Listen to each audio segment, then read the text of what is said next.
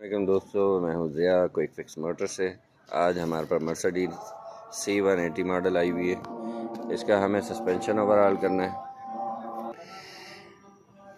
ये इसका rare suspension है, ये भी वीक है। बुश आप देख सकते हैं फटे हुए हैं, ये आर्म के बुश हैं।